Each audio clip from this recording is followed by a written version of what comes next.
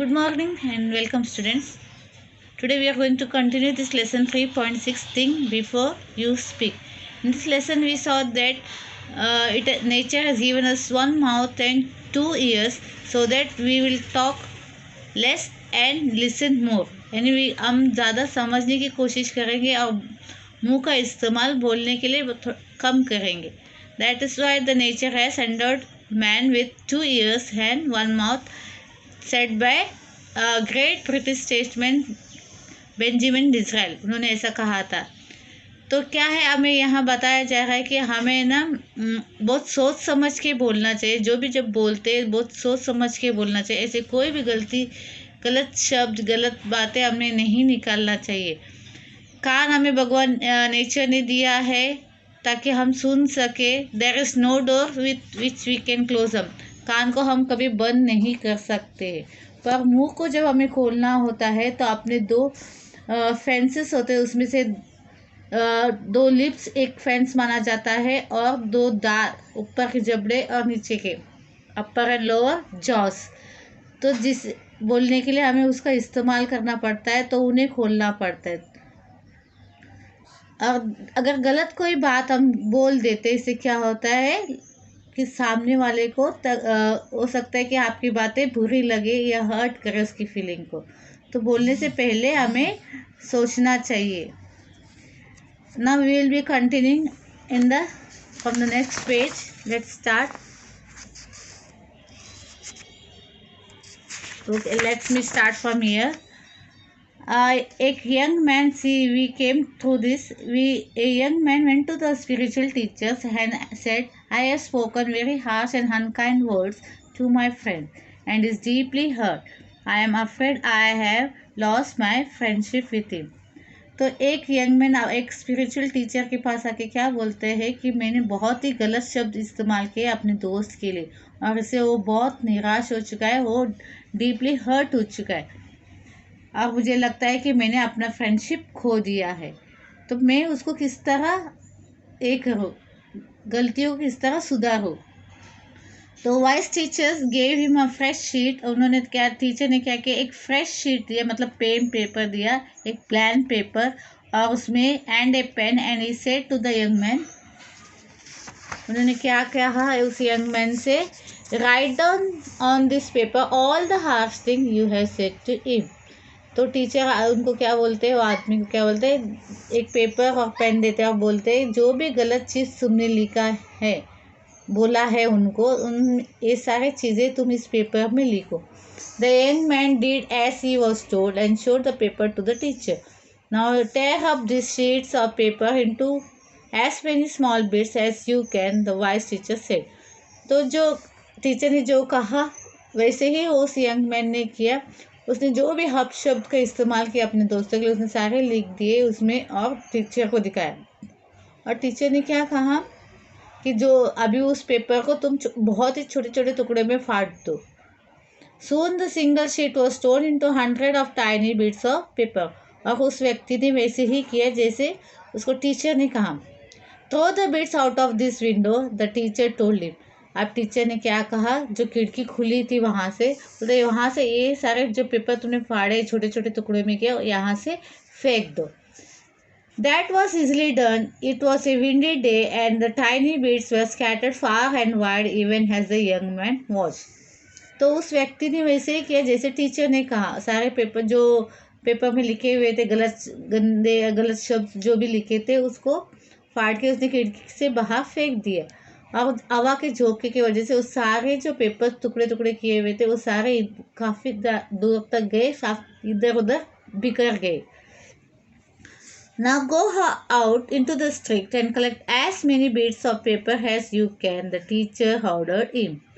तो अब टीचर ने क्या कहा, अभी तुमने फेंक दिए, अभी जाओ नीचे जाके रास्ते में जाओ और जो जितने भी तुम्हें पेपर के टुकड़े तुम्हारे फेंके हुए मिलते हैं उसको सब इकट्ठा कर लो. The young man was taken aback, but that will be difficult, he stammered. तो अभी एक जो व्यक्ति है, जो जवान व्यक्ति वहाँ पे था, वो अचंभित हो जाता है. टीचर ऐसे कैसे कह रहे हैं हमें कि उसे उठाना. तो बोलते ये तो बहुत डिफ़िकल्ट है, मुझे सारे पेपर्स तो मिलेंगे नहीं। और वो स्टैमर्ड मतलब ही वाज टेकन बैक, उसको समझ में नहीं आ रहा कि ये सर क्या बोल रहे। It will be difficult Indeed but do give it a try, the teacher suggested. तो टीचर भी बोलते हैं कि हाँ सही बात बोल रहे हो कि अभी सारे पेपर्स इकट्ठा करना मुश्किल है, पर तुम कोशिश तो कर सकते हो, जाओ कोशिश करो और पेपर को इकट्ठा करो। The hangman went out. He returned half an hour later, exhausted. He had not been able to get as hold of a single torn bit from the paper he had torn up just a while earlier. तो young man कहने के मुताबिक वो व्यक्ति नीचे चला जाता है और पेपर्स के टुकड़े को इकट्ठा करना जाता है, पर उसे एक भी पेपर के टुकड़े नहीं मिलते हैं, क्योंकि तेज हवा के झोंके की वजह से क्या वो सब कहीं कहीं पे बिखर गए, वो मिल भी नहीं पाया उसको। तो बहुत आधा घंटा उसे ढूंढने के तलाश में बहुत थक जाता है और ऊपर आ जाता है और बताता है कि मुझे एक भी टुकड़ा पेपर का नहीं मिला जो मैंने अभी फेंके थे। This is what happens with the spoken words, the teacher said to him. Once you have spoken the words aloud, it is very difficult to take them back. Therefore, learn to think before you speak in the anger. तो अभी वही सबक teacher ने इनको समझाया कि सही है, जिस तरह तुमने जो पेपर उठा के फेंक दिए वो तुम्हें नहीं मिल रहा है या तुम उसको इकट्ठा नहीं कर पाए, वैसे ही आपके बोले हुए अपशब्द भी वैसे ही है। एक बार आपके मुंह से जब निकल जाता है तो आप उसको कुछ नहीं कर सकते, उसे वापस नहीं लौटा ले सकते। तो इसीलिए हमें जब भी मुंह खोलते हैं, कुछ भी बोलते हैं, तो हमें बहुत सोचना है, समझना है, ताकि सामने वाले व्यक्ति को उसका असर ना हो, उसे परेशानी ना हो या उसको फीलिंग्स को हर्ट ना हो। तो हमेशा बोलने से पहले सोच के हमें बोलना चाहिए। जब भी अब मोस्टली क्या होता है, जब गुस्से में होते तो वो चीज़ें आपकी मुंह से निकल जाता है जो आप कभी कहना नहीं चाहते, पर गुस्से में वो सारी चीज़ें बाहर आ जाती है। तो इसके लिए गुस्से पे काबू करना बहुत ही इम्पोर्टेंट हो जाता है, ताकि आपके मुंह से कोई भी गलत शब्द ना निकले। Now here is the story one. Socrates was one of the wisest men of the ancient world. Many were the youths whose lives he influenced for the better. अभी सोक्रेट नाम के एक बहुत ही होशियार तेज आदमी के बारे में यहाँ पे पता है, जिन्होंने बहुत सारे यंग युवतियों को इंस्पायर किया या इन्फ्लुएंस किया। Okay, Socrates counseled his disciples to keep their mouths shut and speak only when absolutely necessary. तो सॉक्रेट क्या है, अपने डिसेपल्स को मतलब अपने स्टूडेंट्स को क्या बोलते थे कि अपना मुंह बंद रखना है और तब भी बोलना है जब ज़रूरत हो, तब तक हमें मुंह नहीं खोलना है। Oh wise man, how may we know when it is right to speak, he asked.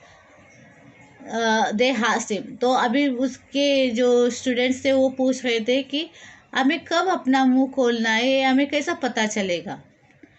Open your mouth to speak only after you have asked yourself 3 questions and received an affirmative answer to each of the 3, replied Socrates.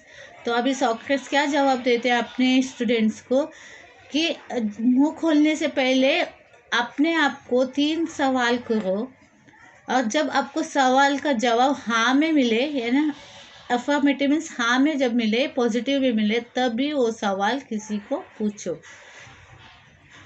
अभी students पूछ रहे हैं what are the 3 questions. आपको 3 सवाल जो है अपने आप को पूछना है, वो कौन से है। The first question we must ask ourselves before we speak it is it true. If we are not sure about the veracity of what we are saying, it is better that we do not utter a word. When we utter words carelessly, we ourselves becomes transmitters of untruth. तो पहला सवाल क्या उन्होंने बोला, पूछना अपने आप से, क्या ये सच है। जब भी आप कोई किसी के बारे में कुछ सुनते हो तो जो बात आप सुनते हो तो क्या वाकई ये सच है, ये सबसे पहले जानना चाहिए आपको। जब आपको लगा हाँ ये सच है, तभी आपको ये बात करनी चाहिए किसी से, नहीं तो कुछ नहीं बोलना चाहिए। अगर आप बिना जाने, सच्चाई बिना जाने आप कुछ भी बोल दे, तो इसका मतलब ये है कि आप ही वो इंसान हो जो झूठ का सहारा लेते हैं या झूठ बोलते हैं। The second question to ask is it pleasant. अभी सेकेंड क्वेश्चन क्या है, इज इट प्लेजेंट, क्या जो हम सवाल पूछने जा रहे हैं क्या वो सही है, यानी अच्छा है, इससे किसी को नुकसान तो नहीं पहुंचता है। Many are the empty remarks and vain statement that people make in idleness to hurt others. It is better that this unpleasant words remain unspoken. तो क्या यहाँ पे एग्जाम्पल दिया, बहुत सारे ऐसे रिमार्क्स हम देते हैं, ऐसे कोई स्टेटमेंट पास करते हैं दूसरे के खिलाफ, जो क्या है हम बेटे बेटे ऐसे आइडलनेस मीन्स कोई काम काज नहीं होता है तो हम लोग क्या दूसरे को देख के उसके ऊपर कमेंट्स पास करने लगते हैं या उसके बारे में बुराइयां करने लगते हैं, क्योंकि आपके पास काम होता नहीं है सोचने के लिए और कुछ करने के लिए, तो आप किसी और के ऊपर ऐसे कमेंट्स पास करते। तो क्या वो सही है इस तरह के कमेंट्स पास करना? अगर ये शब्द आप मुंह से निकाल देते हो तो बहुत ही अनप्लेजेंट हो सकता है, ऐसा नहीं हो और सामने वाले को उस बात का बुरा लगे। तो आपको हमेशा ये सोचना है कि आप जो पूछने जा रहे हैं या किसी के बारे में कमेंट्स करने जा रहे हैं क्या वो प्लेजेंट है, अच्छा है क्या। तो एक तो है आपको सच्चाई का पता लगाना कि जो भी आप कहने जा रहे हो क्या वो वाकई सच है, तभी वो बात कीजिए, नहीं तो मत कीजिए। दूसरा है जो आप कमेंट्स पास करते हो या किसी के बारे में कोई भी स्टेटमेंट है या राय रखते हो क्या वो वाकई सही है, क्या उससे किसी को तकलीफ तो नहीं पहुंचती। आप किसी अच्छे व्यक्ति को आपके नज़रिए से देखते हैं, जो आपको गलत है वो आपको लगने लगता है और उसके बारे में गलत राय बना लेते हैं, तो वो हो सकता है कि वो व्यक्ति वैसा ना हो। तो क्या ये प्लेजेंट है, ये सवाल पूछना चाहिए। The third question according to the Socrates is it useful, क्या ये सवाल पूछना ज़रूरी है। ओके, पहले तो ये सच्चाई जानना है आपको। दूसरा है क्या ये जो पूछते हैं क्या जो रिमार्क्स हम दे रहे किसी को स्टेटमेंट कर रहे क्या वाकई सही है या नहीं, अच्छा है या नहीं जानना है, इससे किसी को परेशानी या तकलीफ तो नहीं हो रहा है ये देखना है। और तीसरा सवाल है क्या ये सवाल पूछना ज़रूरी है, is it so important to ask these things, is our statement going to benefit the listener, यानी जो आप सवाल या पूछने जा रहे क्या वो स्टेटमेंट सुनने वाले को फ़ायदा देता है क्या। Will her words bring comfort to someone, आपके जो शब्द आपके मुंह से निकलते हैं उससे क्या किसी को कंफर्ट, क्या किसी को फ़ायदा होता है या किसी को तसल्ली भरा शब्द होता है। Are we likely to help someone with what we say, क्या हमारे कहने से किसी को कुछ मदद होता है। Only is that case should we go ahead and speak. तो अब आपको जब लगता है आप जो पूछने वाले हो या बोलने वाले हो अगर सामने वाले व्यक्ति को उससे फ़ायदा होता है, उससे उसको सुकून पहुंचता है, तसल्ली मिलती है और उसके कहने से आपको कुछ उनको कुछ मदद मिलता है, तो ही अपनी बात सामने रखें, नहीं तो मत। कभी कभी कुछ ऐसा दुखद घटना होती है तो आप जाके उनको तसल्ली देते, कुछ अच्छे बोल बोलते, तो ये क्या है उसको वो बोल ये करता है, मतलब कंफर्ट देता है, उसको अपने दुख से उबरने में सहायता देता है। तो ऐसे शब्द का इस्तेमाल आप कर सकते हैं जब आपको पता है कि इस तरह की बातें आपको सामने वाले को नुकसान नहीं पहुंचाएगा, किसी न किसी रूप से उसे मदद मिलेगी या उसे अच्छा लगेगा, सुनने को भी अच्छा लगेगा और उसे एक सुकून पहुंचेगा कि हाँ कोई तो इंसान है जो मुझे समझ सकता है, मेरे फीलिंग को समझ सकता है, मुझे आगे बढ़ा सकता है। तो ये जब ऐसे आपको पता होगा आपके शब्द से अगर किसी को फ़ायदा होता है तो ऐसे शब्द को ज़रूर बोलना चाहिए। अगर अगर ऐसी कुछ बात बोल रहे हैं जिससे नुकसान पहुंचता है, किसी को तकलीफ होती है, दर्द मिलता है, तो प्लीज़ इस तरह की बातें ना करें।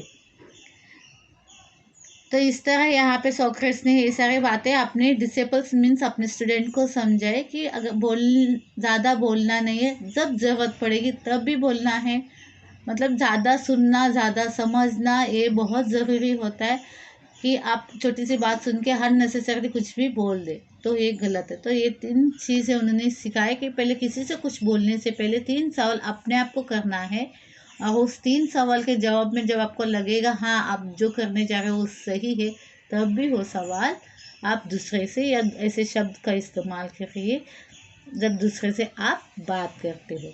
तो this is why it is said think before you speak. बोलने से पहले आपको सोचना चाहिए कि आप किसी की फीलिंग्स को हर्ट नहीं कर रहे, किसी को दुख नहीं पहुंचा रहे, आपके बातें उसको तसल्ली भरा हो, सुकून पहुंचाने वाला हो, या आपकी बातों से उसको मदद मिलती हो, तो ऐसे बात ज़रूर कीजिए.